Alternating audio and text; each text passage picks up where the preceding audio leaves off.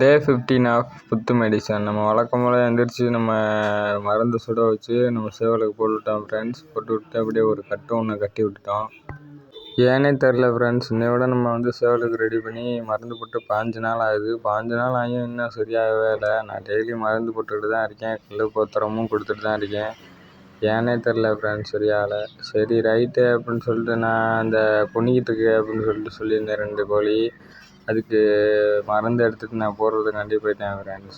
போட்டுனா ரொம்ப கோழி அன்கான்சியஸில் இருக்குது ஃப்ரெண்ட்ஸ்.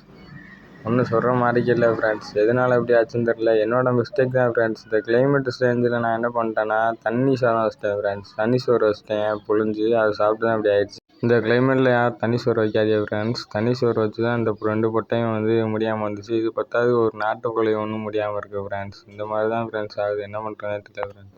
என்னோடய கவனக்குறைவினால் இப்போ 3 பொட்டை இறந்து போகிற ஸ்டேஜில் இருக்குது ஃப்ரெண்ட்ஸ். நீங்களும் உங்கள் கோழியை பத்திரமா பார்த்துக்கங்க. நாளைக்கு வீடியோவில் சந்திப்போம்.